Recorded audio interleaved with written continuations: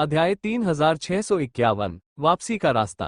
प्रतिभाशाली पिशाचों का सहारा। अंतरिक्ष टेलीपोर्टेशन सरणी की नक्काशी। छोटी बहन की एनेक्सियो। 3 संपादक हेनेई ट्रांसलेशंस। ये बहुत अच्छा होगा यदि कोई उसके लिए आवाज उठा सके।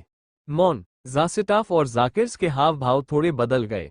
शुरू में तो उनकी हिम्मत ही नहीं हुई कि वे रक्तपुत्र को नाराज करें, और अभी अभी उन्होंने जबरदस्ती अपना मुंह खोला। अब जालानबो भी था। भविष्य में वे कैसे जिएंगे? चलो भविष्य की बात ही न करें। युद्ध के मैदान में हर जगह खतरे थे। अगर वे अपनी जाति के श्रेष्ठतम प्रतिभाशाली लोगों को नाराज कर देते और उन्हें खतरा होता, तो दूसरा पक्ष जानबूझकर उन्हें नहीं बचाता। वे कैसे बच सकते थे? अरे नहीं, कोई भविष्य नहीं था। शुरुआत में वे घमंडी और निडर लग सकते हैं, लेकिन जालानबो जैसी शीर्ष प्रतिभा के सामने वे अभी भी कायर थे। दो अंधेरे प्रेत सहज भाव से जाकिरो, जाकिन्स और जानोस्की को देख रहे थे। जालानबो का चेहरा ठंडा पड़ गया। उसने तीनों काले भूतों पर नजर डाली और उसे ज्ञान हो गया। उसने ठंडे स्वर में कहा, क्या इसके पीछे तुम ही हो? जाकिरो और बाकी दो काली प्रेतात्माएं जासिताफ और जाकिर्स को बेवकूफ कहकर कोसने से खुद को रोक नहीं पाई। उन्होंने एक दूसरे को देखा। चूंकि वे बेनकाब हो चुके थे, इसलिए उन्होंने कुछ नहीं छिपाया और सीधे मुंह खोल दिया। क्या मतलब है तुम्हारा? क्या अलग होने में कोई बुराई है? हमारे कामों के आधार पर दूसरी जातियां शायद हमसे आगे निकल गई होंगी और बढ़त हासिल कर ली होगी। हालांकि रक्तपुत्र ने कोई कदम नहीं उठाया है। हम बस चिंतित हैं। हमारे मन में और कोई विचार नहीं है। ये रक्तपुत्र का आदेश है। दूसरे लोग इस पर सवाल कैसे उठा सकते हैं? जालानबो ने ठंडे स्वर में कहा। रक्तपुत्र के ऐसा करने के अपने कारण है। क्या तुम भूल गए हो कि शून्य युद्ध के दौरान क्या हुआ था? अगर रक्तपुत्र न होता तो तुम जिंदा नहीं होते। अब जब तुम बड़े हो गए हो, तो क्या तुम रक्तपुत्र की बातों को दिल से नहीं मानोगे? ज़ैनिया ने शांति से पूछा। जाकिरो और अन्य दो अंधेरे प्रेतों के चेहरे पर मुस्कान आ गई। खासकर उनके आसपास मौजूद प्रतिभाशाली लोगों की निगाहें। उनकी निगाहों में एक तरह का अलगाव और तिरस्कार झलक रहा था। यह अस्पष्ट था, लेकिन फिर भी वे इसे महसूस कर सकते थे। अतीत में ये प्रतिभाएं उनके साथ ऐसा व्यवहार करने का साहस नहीं करती थीं। हालांकि ये लोग रक्तपुत्र के पक्ष में थे, इसलिए वे उन तीनों से डरते नहीं थे। उनके हृदय की गहराइयों से निराशा की भावना उभरी। उन्हें लगा कि उन्हें बहिष्कृत कर दिया गया है। रक्त देवता क्लोन। उसे उम्मीद नहीं थी कि जालानबो और ज़ैनिया उस पर इतना विश्वास करेंगे। उसने उन पर जादू का प्रयोग नहीं किया, है ना? यह अद्भुत आकर्षण।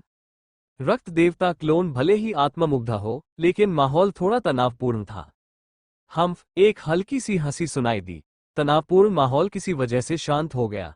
सबने रक्त देवता क्लोन की तरफ देखा और उसे अपना मुंह खोलते हुए देखा।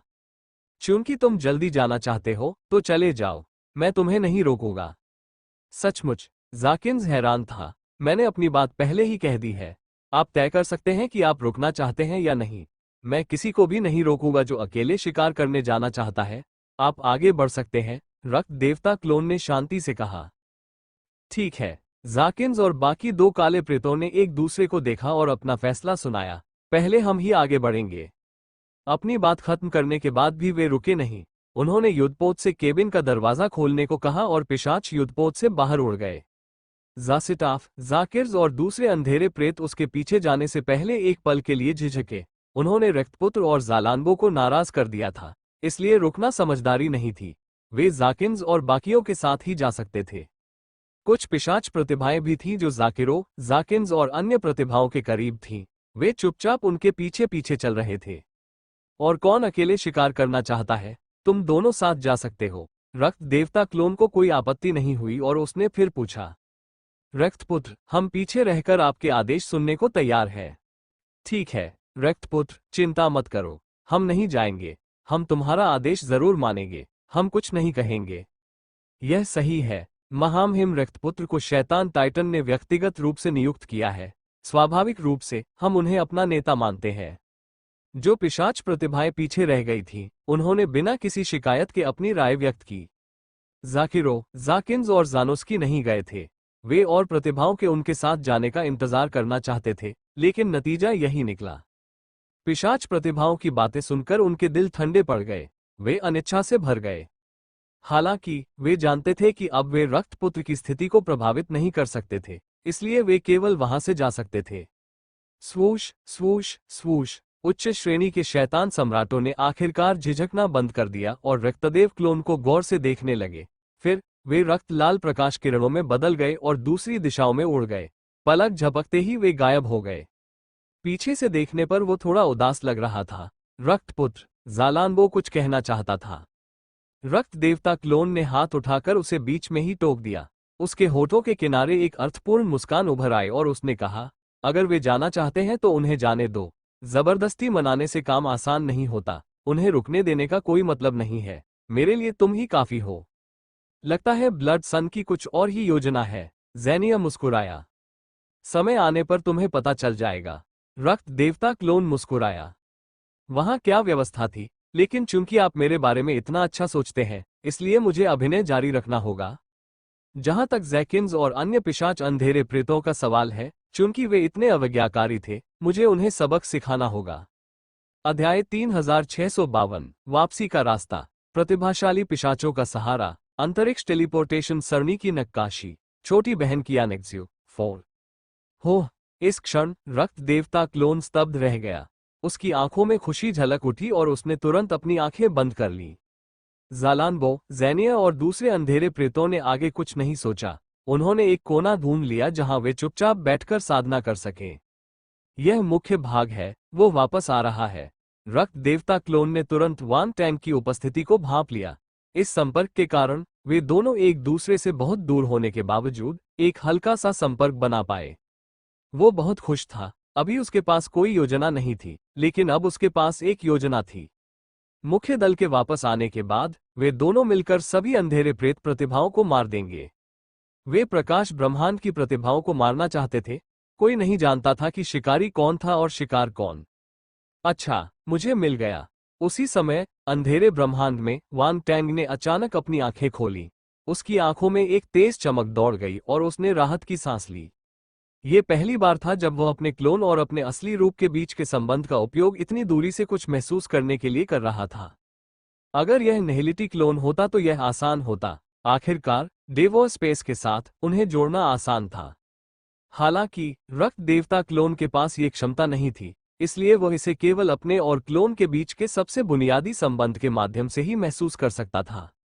सौभाग्य से उसका अंतरिक्ष शरीर काफी शक्तिशाली था और उसे प्रकाश ब्रह्मांड के सटीक अंतरिक्ष निर्देशांक पता थे। इन सभी कारकों के बल पर वह रक्त देवता क्लोन के स्थान का पता लगाने में सफल रहा। अब हम अंतरिक्ष सरणी की नक्काशी शुरू कर सकते हैं। वान टैंग अचानक खड़े हो गए और बिना किसी हिचकिचाहट के अपनी आध्यात्मिक गति को जारी कर दिया। धमाका! उसके माथे पर एक चमकदार सुनहरी रोशनी खिली हुई थी, मानो कोई सुनहरा फूल खिल गया हो। अगले ही क्षण विशाल मात्रा में आध्यात्मिक शक्ति ने उस स्थान को भर दिया। यह आध्यात्मिक गतिशीलता वान तेन के स्वर्ग लोक में आगे बढ़ने से पहले की तुलना में कई गुना अधिक प्रबल थी। ऐसा लगा जैसे वो ब्रह्मांड स्तर पर पहुंच गया हो। यदि यहाँ कोई ब्रह्मांड स्तर का दिव्य आत्मा गुरु होता, तो वह वास्तव में उसके साथ उसी स्तर का व्यवहार करता। हालांकि वान टैंग जानता था कि उसकी आध्यात्मिक शक्ति ब्रह्मांड स्तर तक नहीं पहुंची थी।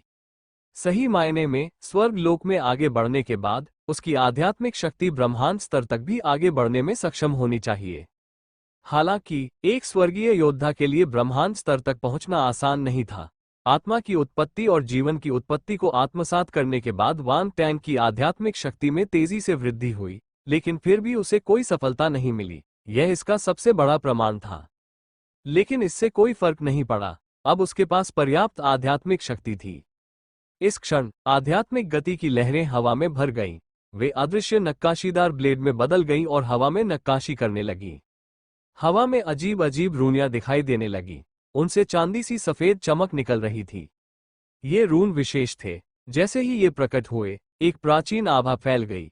अदृश्य अंतरिक्ष शक्ति कहीं से प्रकट हुई और उस क्षेत्र का चक्कर लगाने लगी। वान टैंग एकाग्र थे, लेकिन उनकी नजर बेहद शांत थी। उन्होंने अपनी आध्यात्मिक गति को नियंत्रित करते हुए प्राचीन अंतरिक्ष में लगातार रन उखेरे। वो पहले से ही इस तरह के दिशात्मक टेलीपोर्टेशन सरणी को बनाने में बहुत अनुभवी थे। आखिरकार ये पहली बार नहीं था। इसके अलावा उसे ब्लड वेल की विरासत से कुछ ज्ञान प्राप्त हुआ था, इसलिए प्राचीन अंतरिक्ष रूनों की उसकी समझ गहन स्तर तक पहुंच गई थी। इसके अलावा उसकी रून महारत संत स्तर तक पहुंच गई थी, इसलिए उसके लिए टेलीपोर्टेशन सरणी बनाना आसान हो गया था। समय धीरे धीरे बीतता गया। प्राचीन अंतरिक्ष के रून शून्य में प्रकट हुए और एक विशाल गोलाकार सरणी का निर्माण किया। 3 दिन बाद प्रकाश ब्रह्मांड के एक भाग में, प्रकाश ब्रह्मांड का एक अंतरिक्ष यान तेज गति से यात्रा कर रहा था। अंतरिक्ष यान पर कोई प्रतीक नहीं था, लेकिन कोई भी बता सकता था कि यह ब्रह्मांड स्तर का अंतरिक्ष यान था। ब्रह्मांड स्तरीय अंतरिक्ष यान कोई साधारण अंतरिक्ष यान नहीं था। हर ब्रह्मांड स्तरीय अंतरिक्ष यान एक महत्वपूर्ण रणनीतिक वस्तु थी। इसे बनाने के लिए भारी मात्रा में संसाधनों की आवश्यकता होती थी। सामान्य योद्धा ब्रह्मांड स्तरीय अंतरिक्ष यान खरीदने में असमर्थ थे। यहां तक कि कुछ सामान्य ब्रह्मांड स्तर के मार्शल योद्धा भी अपनी संपत्ति से ब्रह्मांड स्तर का अंतरिक्ष यान खरीदने में सक्षम नहीं हो सकते। हालांकि इस ब्रह्मांड स्तर के अंतरिक्ष यान का मालिक एक स्वर्ग स्तर का मार्शल योद्धा था। यह सही है, स्वर्गलोक अंतरिक्ष यान में कुछ युवा लोग जमा थे। उनके चेहरे पर सख्ती थी क्योंकि वे बाहर की स्थिति पर नजर रखे हुए थे। उन्होंने लापरवाही बरतने की जरा भी हिम्मत नहीं की। इस बार उनका सामना प्रकाश ब्रह्मांड के योद्धाओं से नहीं, बल्कि उन अंधेरी प्रेतों से था जो किसी भी क्षण प्रकट हो सकती थी। वरिष्ठ भाई रोंग याओ, मैंने सुना है कि उन अंधेरी आत्माओं ने भी एक तोड़ा भेजा है। क्या ये खबर सच है? भीड़ में से एक आवाज आई जिसने सन्नाटा तोड़ दिया। सबने तुरंत भीड़ में से एक की तरफ देखा। उनकी आंखों में घबराहट और उत्सुकता थी। ये खबर 3 क्षेत्रीय क्षेत्रों से आई है। यह सही होनी चाहिए। हरे रंग का युद्धक कवच पहने एक युवक ने हल्के से सिर हिलाया। उसके सुंदर चेहरे पर एक हल्की सी मुस्कान थी और उसने सबको दिलासा देते हुए कहा, ज्यादा चिंता मत करो, हम 7 तारकीय अकादमियों के छात्र हैं। यहाँ हर कोई प्रतिभाशाली लोगों में एक प्रतिभाशाली है। अगर हमें कोई काला साया भी मिले तो भी हम लड़ने की क्षमता रखते हैं। डरने की कोई बात नहीं है। यह सही है, हम स्टेला अकादमी के छात्र हैं। हमें काली प्रेतों से क्यों डर लगेगा? अध्याय 3653 वापसी का रास्ता। प्रतिभाशाली पिशाचों का सहारा। अंतरिक्ष टेलीपोर्टेशन सरणी की नक्काशी। छोटी बहन की एनेक्सियो 5। तो क्या हुआ अगर वे प्रतिभाशाली हैं? हर कोई प्रतिभाशाली है।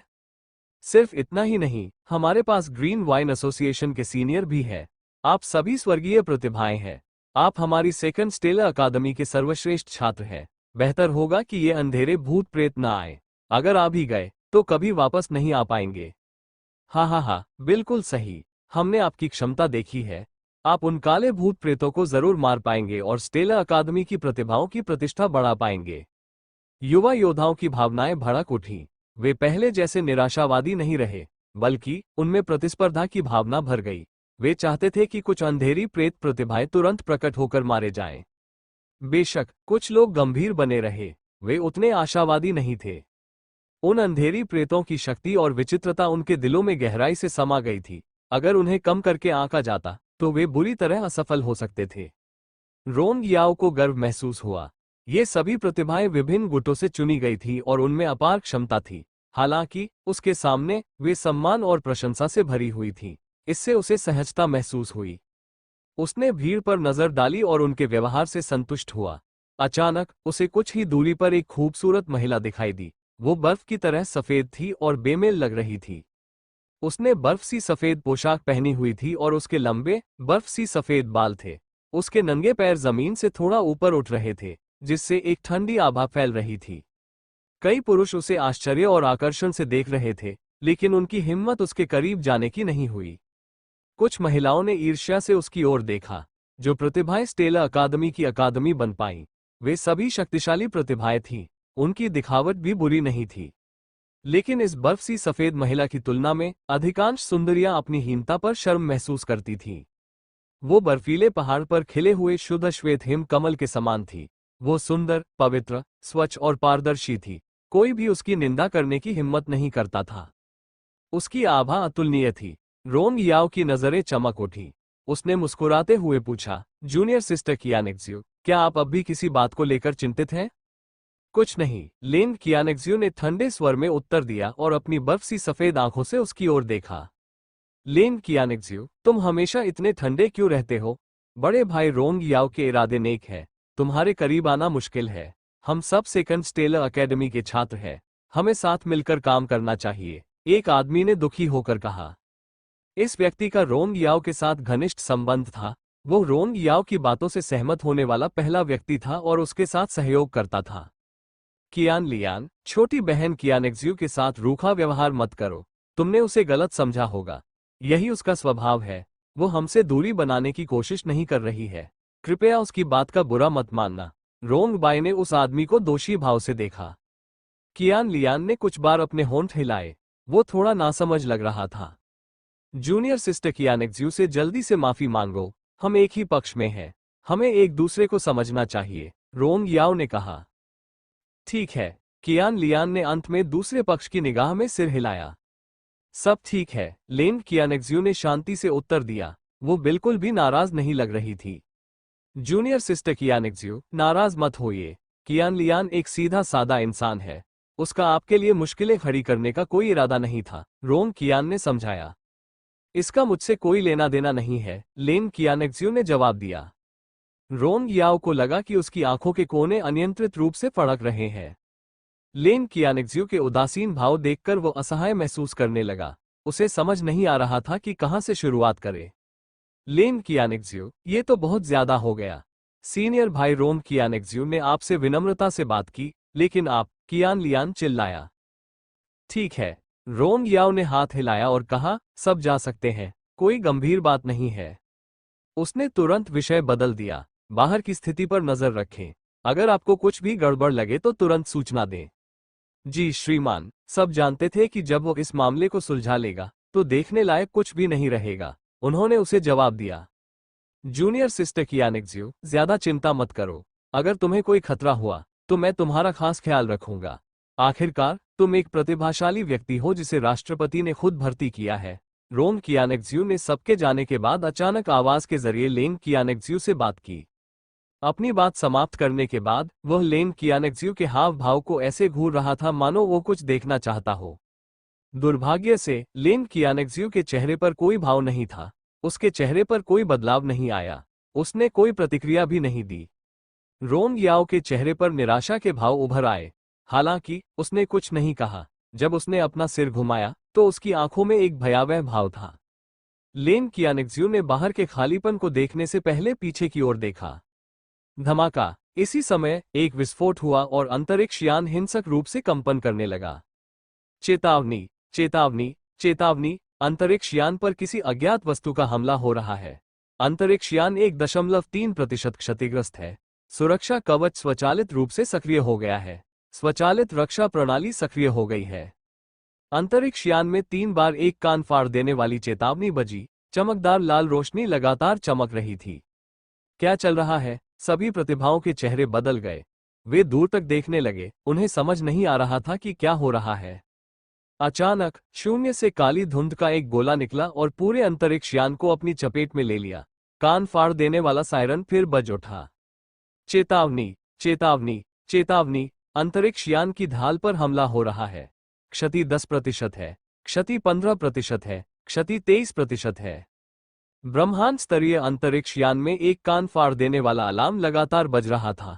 ब्रह्मांड स्तरीय अंतरिक्ष यान का सुरक्षा कवच आश्चर्यजनक गति से क्षतिग्रस्त हो रहा था।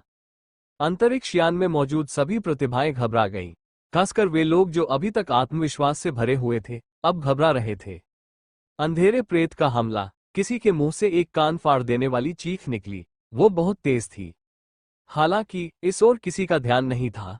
सबका ध्यान अंतरिक्ष यान के बाहर छाई काली धुंध पर था। इसमें कोई संदेह नहीं कि यह अंधेरे प्रेतों का कौशल था। रोंग याओ का चेहरा गंभीर हो गया।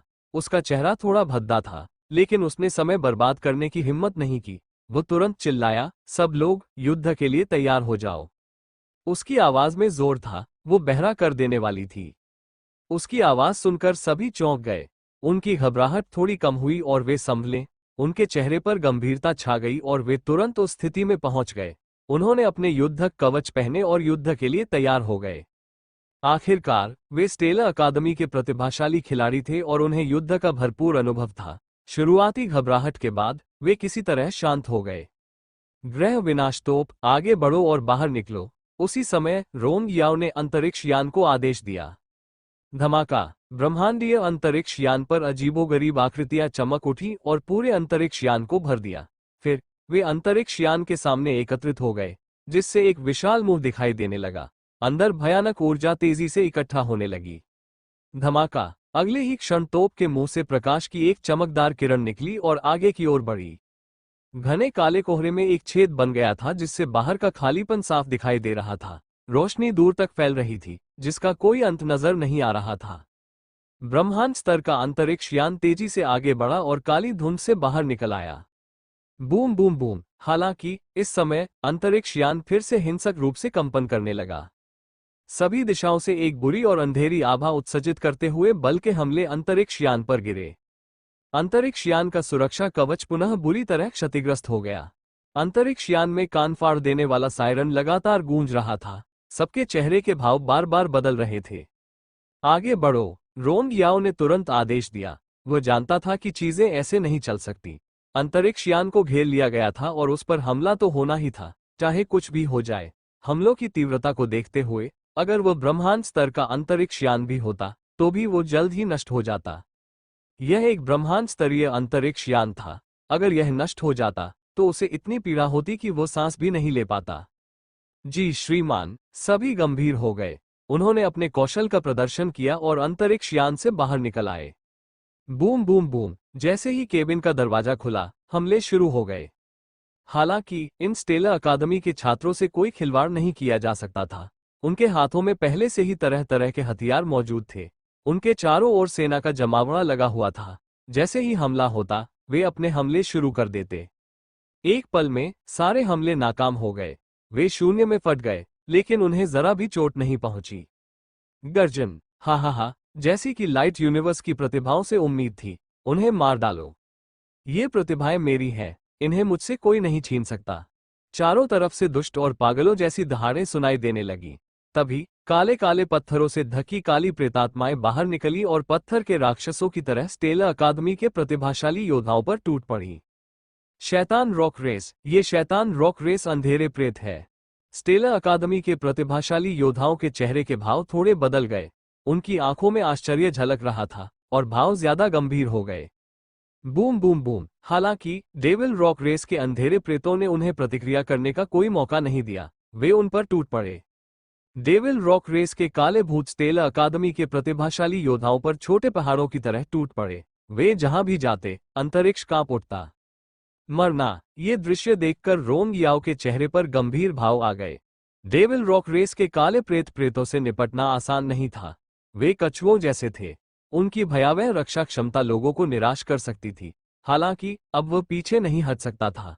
उसे सबसे पहले हमला करना था। अगर ऐसा नहीं हुआ तो सबका मनोबल गिर जाएगा।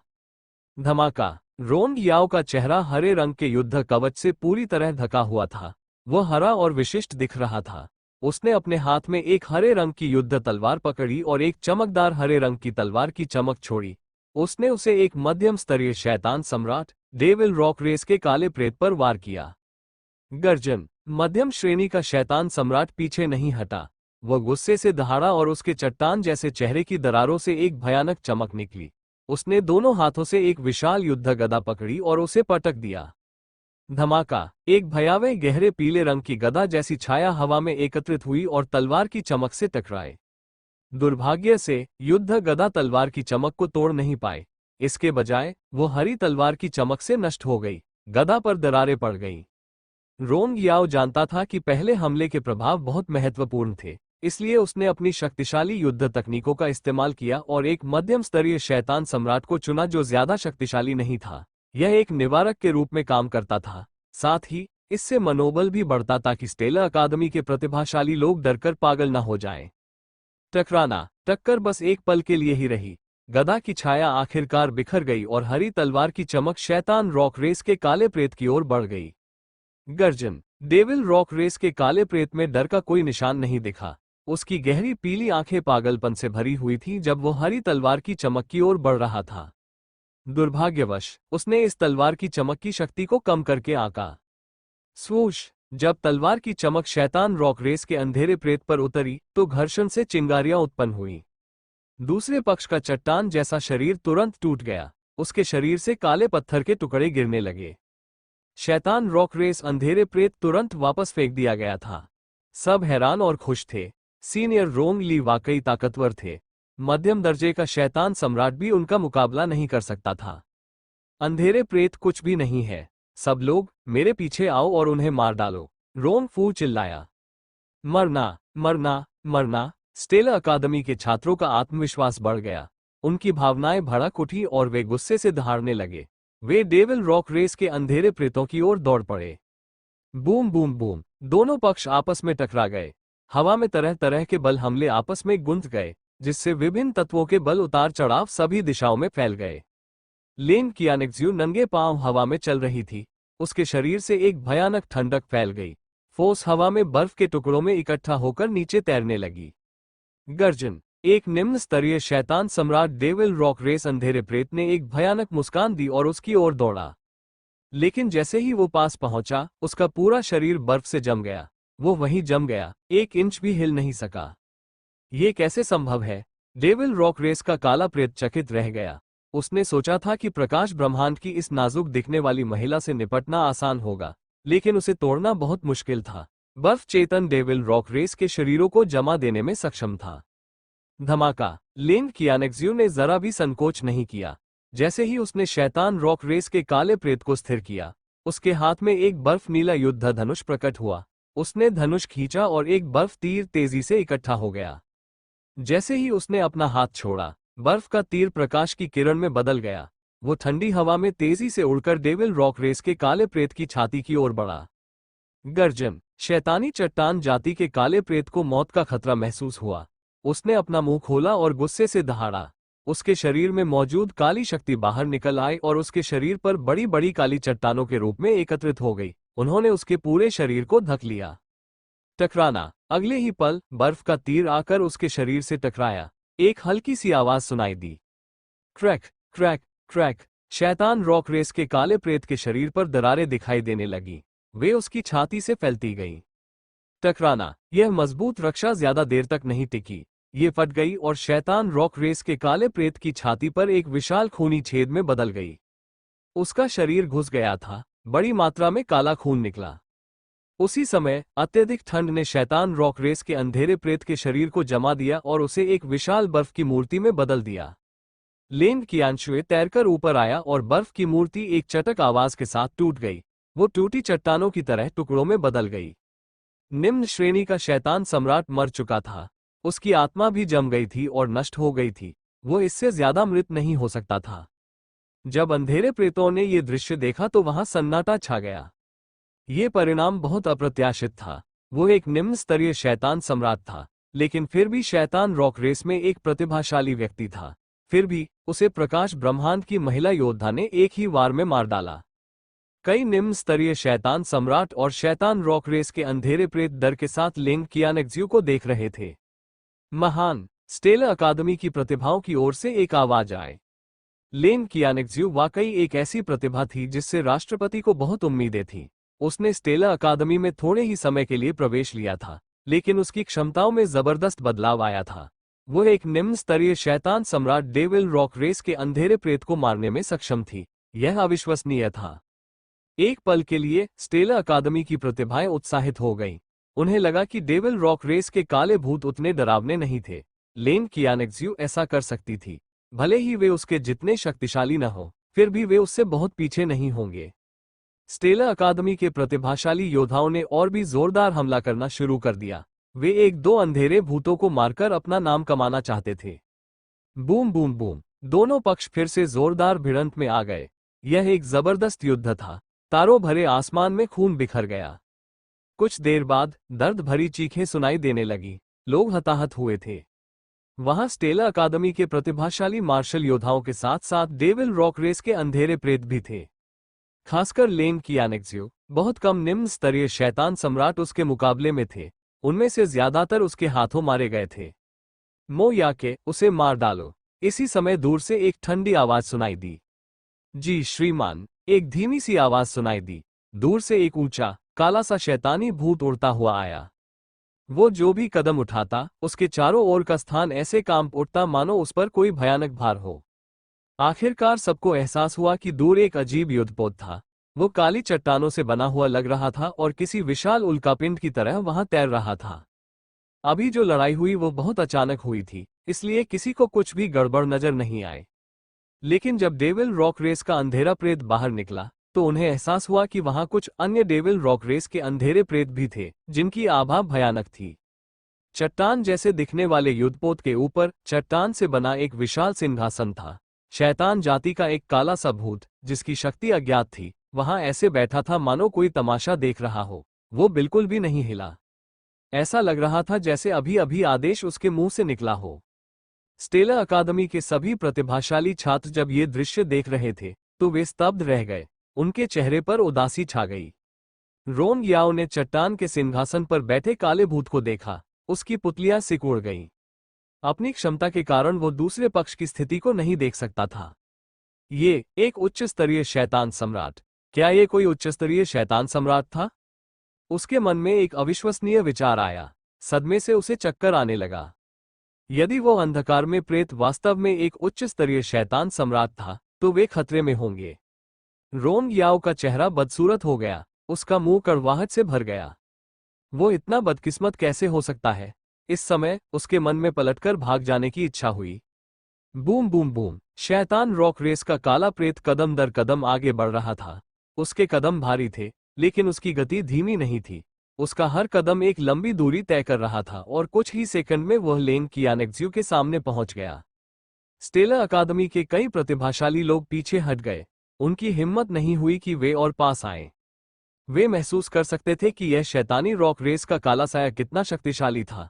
उसकी दुष्ट और काली आभा ही उन्हें घुटन महसूस कराने के लिए काफी थी। इस शैतानी रॉक रेस के काले प्रेत ने एक विशाल युद्ध गदा पकड़ी हुई थी। यह अन्य शैतानी रॉक रेस के काले प्रेतों द्वारा इस्तेमाल की जाने वाली युद्ध गदा से कम 3 गुना बड़ी थी। अपने लंबे और मांसल शरीर के साथ ये और भी भयानक लग रहा था। वो मानो किसी विशाल पर्वत के नीचे दबा हुआ था। उसने लेन कियानेक्ज्यू को ठंडी निगाहों से देखा। लेन कियानेक्ज्यू को डर नहीं लगा। वो हवा में हल्के से तैर रही थी। उसका पूरा शरीर बर्फ जैसा सफेद था। अभी अभी हुई लड़ाई में उसके कपड़ों पर खून के कोई दाग नहीं लगे थे। वो अब भी बर्फ जैसे सफेद कमल के फूल की तरह साफ सुथरी थी। तुम्हारा नाम क्या है? शैतान रॉक रेस के अंधेरे प्रेत के मुंह से अचानक एक धीमी आवाज निकली। लेन कियानेक्ज्यू। लेन कियानेक्ज्यू ने उसकी ओर देखा और शांति से उत्तर दिया। लेन कियानेक्ज्यू, तुम प्रकाश ब्रह्मांड की पहली प्रतिभा हो जिसे मैंने मारा है। तुमने अभी जो क्षमता दिखाई है, उसके आधार पर तुम्हें मुझसे, मो याके से, अभिनय करवाने का अधिकार है, मो याके ने कहा। मो याके, लेन कियानेक्ज्यू ने कहा, ठीक है, यह मेरा नाम है। मरने के लिए तैयार हो जाओ। मो याके ने भयानक मुस्कान के साथ हमला किया। धमाका। वो वहीं गायब हो गया और लेन कियानशुए की ओर दौड़ पड़ा। उसने अपनी युद्ध गदा को तेजी से घुमाया। आकाश से नीचे गिरते ही वह परछाइयों में बदल गई। टिमटिमाती गहरी पीली रोशनी के बीच एक विशाल गदा जैसी परछाई बन गई। तुरंत ही एक जबरदस्त दबाव महसूस हुआ। ये हमला अत्यंत शक्तिशाली डोमेन के साथ किया गया था। लेन कियानेक्ज्यू ने आंखें सिकोड़ी। उसने हाथ हिलाया और एक विशाल हिम शक्ति शून्य में फट पड़ी, जिससे वो जम गया। मो याके की गति धीमी हो गई। यहां तक कि विशालकाय गदा की छाया भी हवा में जम गई, मानो वो जम गई हो। यहां तक कि बल के हमले भी ठप पड़ गए थे। कोई कल्पना कर सकता था कि लेन कियानेक्ज्यू की बर्फीली शक्ति कितनी भयानक होगी। मो याके के मुंह से एक ठंडी सिसकारी निकली। उसकी आंखों से एक चमकदार गहरे पीले रंग की चमक निकली और उसके शरीर से एक जबरदस्त ताकत उमड़ पड़ी। टकराना। उसके शरीर को जमा देने वाली बर्फ तुरंत टूट गई। गदा पर लगी बर्फ की शक्ति से एक चटक सी आवाज हुई। हवा में बड़े बड़े दरारें दिखाई देने लगी। ये दृश्य देखकर लेन कियानेक्ज्यू के हाव भाव बदल गए। उसकी निगाहें गंभीर हो गईं। उसने यह उम्मीद नहीं की थी कि यह शैतान रॉक रेस का अंधेरा प्रेत इतना शक्तिशाली होगा।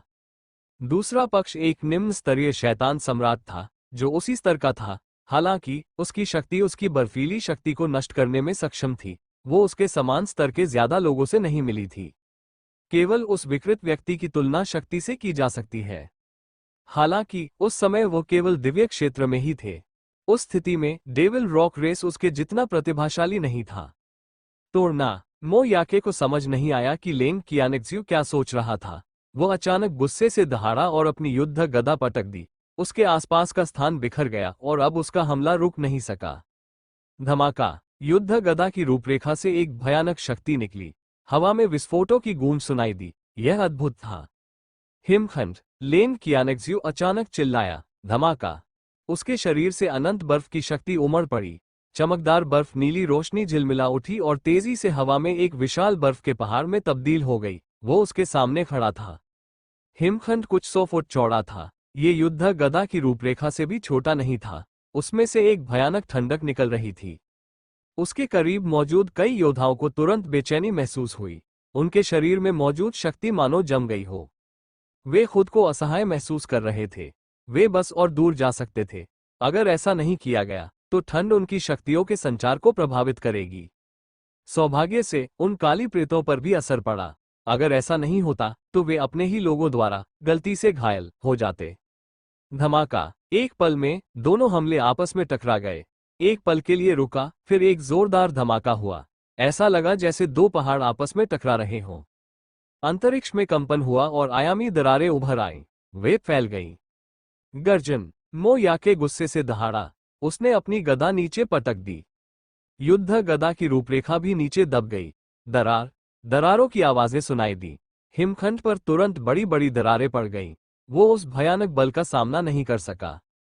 क्या? स्टेला अकादमी के प्रतिभाशाली छात्रों के चेहरे के भाव थोड़े बदल गए। वे दंग रह गए। क्या ये हो सकता है कि लेंग कियानेक्ज्यू शैतान रॉक रेस अंधेरे प्रेत का मैच नहीं था? ध्यान से। रोंग याओ ने लेंग कियानेक्ज्यू के सामने अपनी चिंता जाहिर करने का कोई मौका नहीं छोड़ा। उसने दूर से ही उसे जोर से याद दिलाया। हालांकि लेंग कियानेक्ज्यू घबराई नहीं। जब उसने ये दृश्य देखा तो उसने अपना मुंह खोला और एक शब्द कहा। विस्फोट। हिमखंड की दरारों से बर्फ नीली रोशनी की चमकदार किरणें निकली और चारों दिशाओं में चमक उठी। फिर वो फट गया। धमाका। भयावह बर्फ की शक्ति उमड़ी और युद्ध गदा की रूपरेखा को डुबो दिया। फिर वो मो याके की ओर बढ़ी। मो याके की नजर बदल गई। वो तुरंत पीछे हट गया, लेकिन बचने के लिए बहुत देर हो चुकी थी। वो भयानक बर्फ की ताकत में घिर गया था। स्टेला अकादमी के प्रतिभाशाली छात्रों की आंखें आश्चर्य से चौड़ी हो गईं। उन्हें नहीं पता था कि ऐसा संभव है। लेंग कियानेक्ज्यू की क्षमता और तरीकों ने उन्हें चकित कर दिया। बर्फ धीरे धीरे पिघली और एक और विशाल हिमखंड प्रकट हुआ। नहीं, यह मो याके का शरीर था। वो बर्फ में दबा हुआ था। हौंफना। अच्छा हुआ छुटकारा, कई प्रतिभाओं ने कहा। मो याके कितना शक्तिशाली था, ये तो सबको पता था। फिर भी लेंग कियानेक्ज्यू ने उसे जमा दिया। बर्फ की देवी की यह उपाधि असली थी। लेंग कियानेक्ज्यू की क्षमता के कारण द्वितीय तारकीय अकादमी में प्रवेश के बाद वो स्वाभाविक रूप से अपनी प्रतिभा से खिल उठी। इसके अलावा उसका चेहरा सुंदर और आभा शीतल और निर्मल थी। स्वाभाविक रूप से वो बेहद लोकप्रिय थी। इसलिए कई दखलंदाजों ने उसे बर्फ की देवी का उपनाम दिया। हालांकि स्टेला अकादमियों की प्रतिभाओं को उसके रूप रंग पर ध्यान देने का समय नहीं मिला। वे उसकी क्षमता से चकित थे। मो याके बहुत शक्तिशाली थी, फिर भी लेंग कियानेक्ज्यू के सामने वो कमजोर थी। वो किसी स्वर्गीय योद्धा से कमजोर नहीं थी।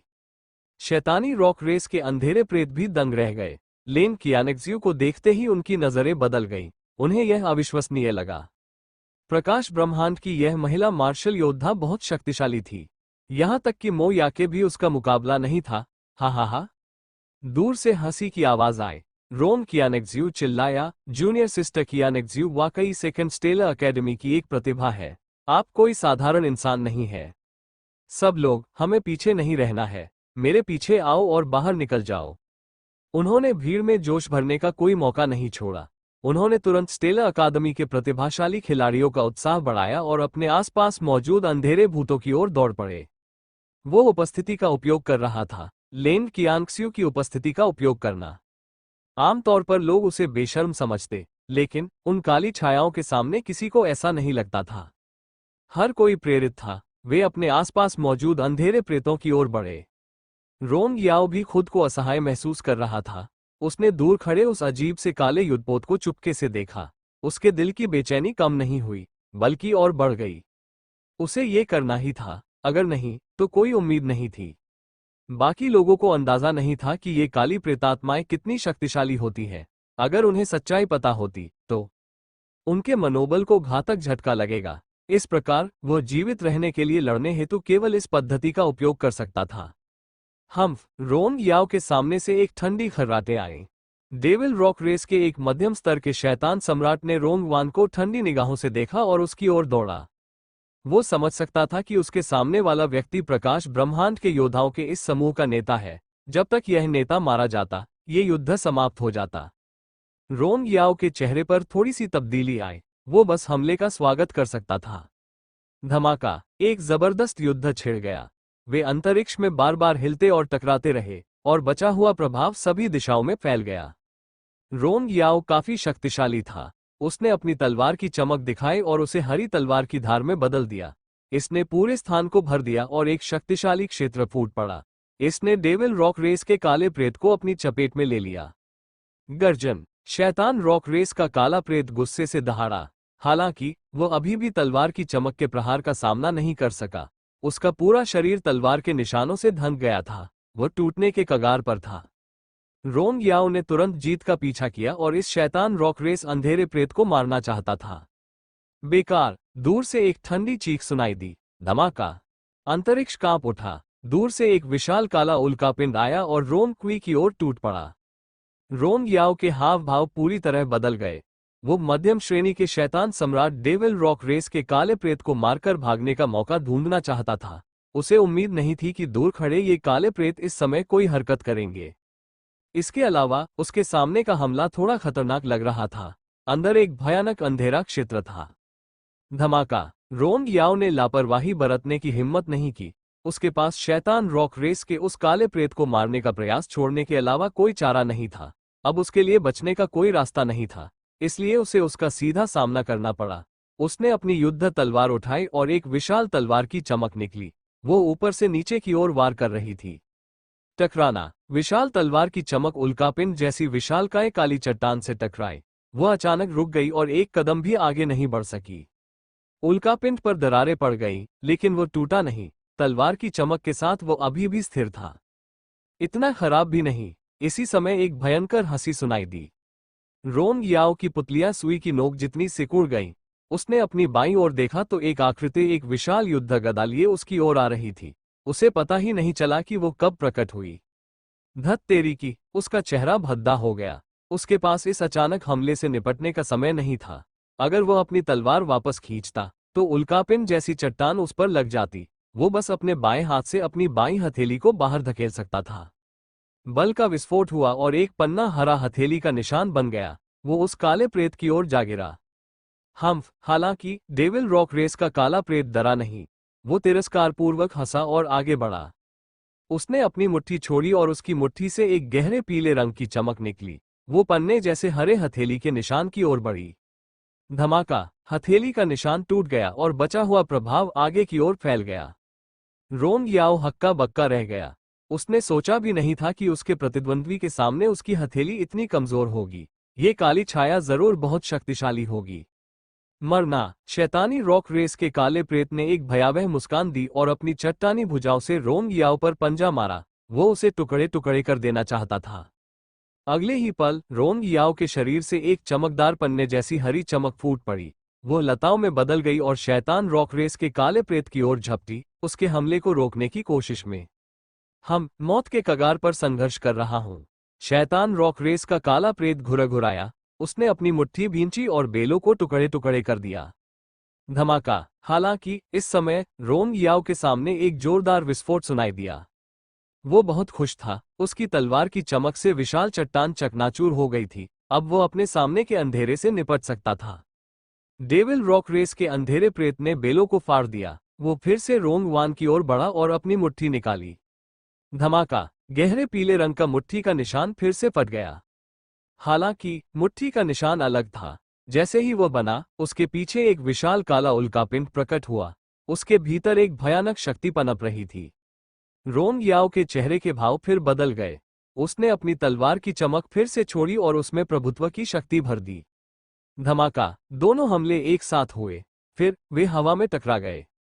मुट्ठी और तलवार की चमक से आकाश जगमगा उठा। भयानक नक्षत्र लकड़ी बल और नक्षत्र अंधेरे बल सभी दिशाओं में बह गए। दरार, एक स्पष्ट दरार की आवाज सुनाई दी। इससे पहले कि रोंग याओ कुछ प्रतिक्रिया दे पाता, उसने अपनी तलवार पर दरारें चमकती देखी। फिर वो फट गई। मुट्ठी के निशान से उसकी तलवार की चमक बिखर गई। धमाका, रोंग याओ अविश्वास से उसे घूरता रहा। मुट्ठी का निशान सीधा उसकी ओर आया और उसके शरीर पर लगा। उफ़, उसके मुंह से खून की उल्टी हुई। रोंग याओ का चेहरा पीला पड़ गया, मानो बिजली गिर गई हो। वो बेकाबू होकर उड़ गया। वरिष्ठ भाई रोंग, स्टेला अकादमी के प्रतिभाशाली छात्र आश्चर्य से चिल्ला उठे। वे अविश्वास से इस दृश्य को देखते रहे। बड़े भाई रोम क्यू, जो अपना रास्ता बनाते हुए आगे बढ़ रहे थे, एक शैतानी रॉक रेस के काले भूत द्वारा पीछे धकेल दिए गए, और तो और वे घायल भी हो गए।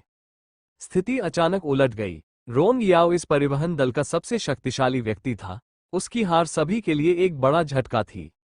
लड़ाई पहले से ही गर्म थी, अब जब ये स्थिति आ गई है तो सभी को बुरा लग रहा है। हा हा हा, पीछे से हंसी की आवाज आए।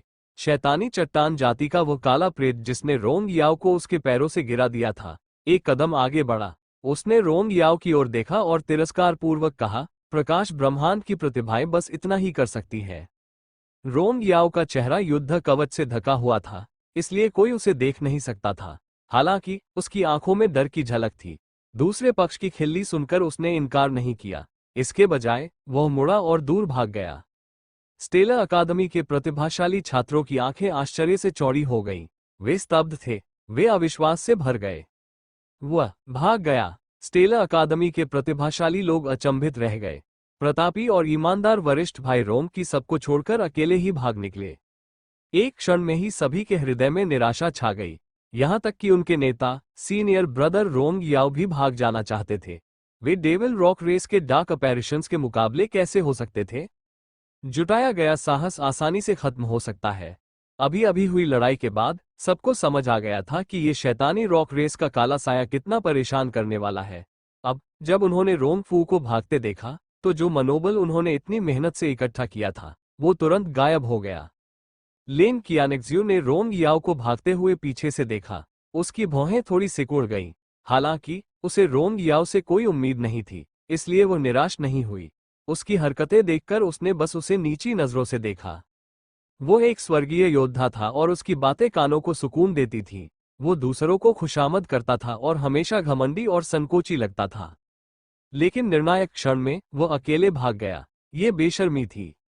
हालांकि उसके पास इस बारे में सोचने का समय नहीं था। उसने अपनी नजरें हटा ली और उसके मन में कई विचार आने लगे। ऐसी स्थिति में डेविल रॉक रेस के अंधेरे प्रेतों से लड़ने का कोई मतलब नहीं था। इससे हताहतों की संख्या और बढ़ जाती। वह भी पीछे हटना चाहती थी, लेकिन यह ऐसी स्थिति नहीं थी कि वो जब चाहे पीछे हट सकती थी। इससे पहले कि वो कुछ समझ पाती, दूर से एक जोरदार धमाका हुआ। रोंग याओ, जो भाग रहा था, वापस उड़ गया। उसके हरे रंग के युद्धक कवच पर दरारें पड़ने लगीं। क्या सभी को होश आ गया और वे रोंग याओ के शरीर को भूलने लगे जब वह वापस उड़ रहा था। वो वापस क्यों आया? हा हा हा। रोंग याओ को धक्का देकर गिराने वाला शैतान जोर से हंसा। उसने अपना युद्ध गदा थाम लिया और हवा में खड़ा हो गया। उसकी निगाहें घृणा से भरी थीं। क्या तुम अभी भी भागने की कोशिश कर रहे हो? दूर से एक और शैतानी रॉक रेस का काला प्रेत हाथ में एक विशाल कुल्हाड़ी लिए तेजी से आया। उसने रोंग याओ का रास्ता रोक लिया। आप? रोंग याओ ने खुद को शून्य में स्थिर किया और अपने सामने काले भूतों को देखा। उसकी आंखों में फिर से डर दिखाई दिया। उसने सोचा कि इस बात का फायदा उठाकर कि उसे अभी अभी पीछे धकेला गया है, वो बचकर निकल सकता है, लेकिन दूसरी तरफ से उसे देख लिया गया। एक मध्यम स्तरीय शैतान सम्राट का काला साया वहां पहले से ही इंतजार कर रहा था। उसे अचानक पकड़ लिया। जब वो मन ही मन खुश था कि वो बच सकता है, तभी वास्तविकता ने उसे जोरदार तमाचा मारा। रोंग याओ, तुम्हारी हिम्मत कैसे हुई हमें छोड़कर भागने की? कियान लियान की आंखें लाल हो गईं। वो हत्या में डूबा हुआ था। उसने रोंग वान को घूरा और चिल्लाया। ये प्रशंसा घृणा में बदल रही थी। कियान लियान जाहिर तौर पर रोंग याओ का गुलाम था, फिर भी वही रोंग याओ से सबसे ज्यादा नफरत करता था। इससे पहले कि स्टेला अकादमी की प्रतिभाएं कुछ बोल पाती, उन्होंने कियान लियान की गुस्से भरी दहाड़ सुनी और चुप हो गए। उन्हें लगा कि उनके शब्द चुरा लिए गए हैं। तुमने मुझे गलत समझा। मैं जल्दी से बाहर जाकर मदद मांगना चाहता हूं। अगर ऐसा ही चलता रहा तो हम सब यहीं मर जाएंगे। रोंग याओ के चेहरे की मांसपेशियां फड़क उठी और वो अजीब तरह से हंसने लगा। क्या तुम्हें लगता है कि मैं तुम पर विश्वास करूंगी? कियान लियान गुस्से में दहाड़ा। वरिष्ठ भाई रोंग, आपने हमें निराश किया। मुझे नहीं पता था कि तुम इस तरह के व्यक्ति हो।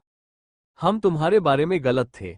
स्टेला अकादमी के छात्रों ने अपना मुंह खोला और रोंग क्यू को तिरस्कार से देखा। चिंता मत करो, तुम में से कोई भी बच नहीं पाएगा। डेविल रॉक रेस के अंधेरे प्रेत ने उपहास किया। तुम जो आध्यात्मिक जड़ी बूटियां ले जा रहे हो उन्हें हमें सौंप दो, शायद हम तुम्हारी जान बख्श सके। तुम्हें अंधकार का बपतिस्मा मिलेगा और तुम हमारे गुलाम बन जाओगे। डेविल रॉक रेस के एक और मध्यम स्तरीय शैतान सम्राट ने कहा। आपको कैसे पता कि हम यहाँ आध्यात्मिक जड़ी बूटियां पहुंचाने आए हैं?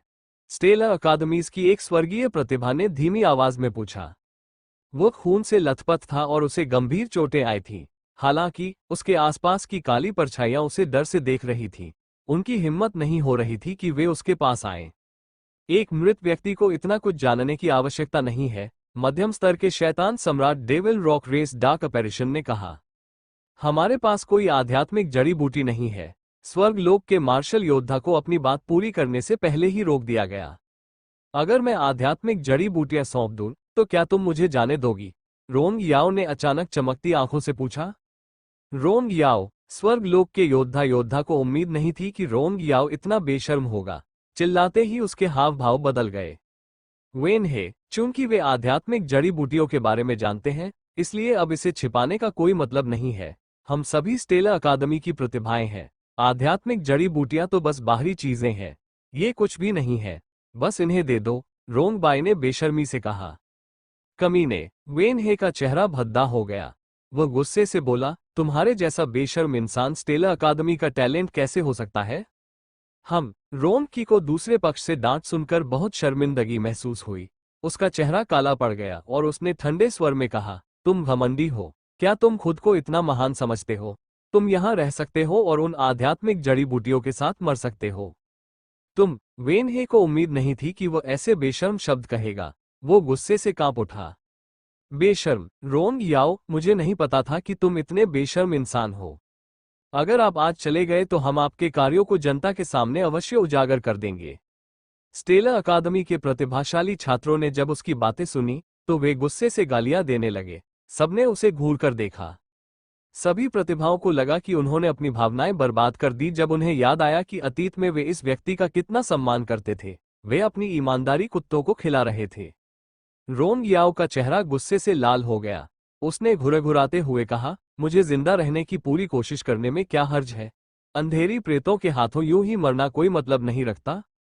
शानदार, अद्भुत, मध्यम श्रेणी के शैतान सम्राट डेविल रॉक रेस के अंधेरे प्रेत ने हंसते हुए कहा, मैंने सुना है कि जब प्रकाश ब्रह्मांड के जीवित प्राणी मरने वाले होंगे, तो आप एक बदसूरत चेहरा बना लेंगे। मैंने पहले इस पर विश्वास नहीं किया था, लेकिन मैंने आज इसे खुद देखा है। मो यान्यांग, चलो अब समय बर्बाद नहीं करते। चूंकि वे आध्यात्मिक जड़ी बूटियां हमें सौंपने और हमारे अधीन होने को तैयार नहीं है, तो चलो उन्हें उनके रास्ते पर भेज देते हैं।